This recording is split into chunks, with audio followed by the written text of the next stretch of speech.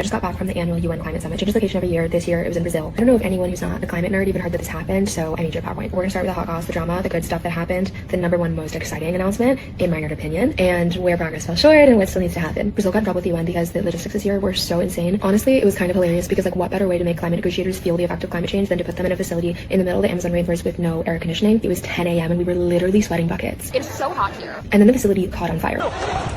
This year had the highest participation of indigenous people. It was like the third or fourth day. There was a protest that blocked the entrance. Days later, Brazil announced the creation of 10 new protected indigenous lands. So that was really cool. The United States literally did not show up this year, which was so unbelievably embarrassing. Like even the petroleum producers, even Saudi Arabia, they still show up to the negotiations. Luckily, we did not completely embarrass ourselves. The former head of the EPA, Gina McCarthy, led a contingent of over 100 state and local leaders under the banner America is all in. U.S. leaders are here in force. Don't think we are not. Gavin Newsom also showed up. I'm here to showcase California's leadership dominance in the low-carbon green coast space. So the good stuff. We saw more countries making commitments on phasing out coal, protecting forests, and a lot of leadership on that local and state level from governments all around the world. I would say that this year's COP was all about nature and money, which I think is a good thing. There's a nonprofit fossil fuel treaty, which is getting countries, cities, states to sign on to committing to no longer expanding more fossil fuels. They actually launched a new fund to raise $200 million for solar projects in Colombia. I thought that was a really genius idea to incentivize and reward the governments that have signed on to this. The TFFF is an attempt to raise $125 billion to provide direct financial compensation to countries with tropical rainforests. If successful, this would completely change the landscape of deforestation globally. I have not been able to stop talking to people about this announcement. So the former Vice President Al Gore, he has always been a huge climate champion. He announced this new coalition called Climate Trace. It is a publicly available database that allows us to, for the first time ever, track emissions on a granular level, the city, the municipality, even the corporation responsible for it. The ways that this data can be used, the Brazilian government has been using this database for the last couple of years to dramatically cut deforestation. I just want literally everyone to know about this. The head of the MSCI Institute was basically saying that we can use this data to reduce the largest amount of emissions for the most efficient, smallest amount of money. Okay, so overall, a lot of these exciting and important announcements of progress and commitments are happening outside of the official UN political process. Political proceeding for climate is a very, very important thing. We have successfully gone from being on track for 4 degrees of warming by 2100 to 2.7. The central problem with it, though, is that it requires a unanimous vote. Unlike in most political processes where you need a 2/3 or just a simple majority, any nation, so anyone with a lot of oil reserves,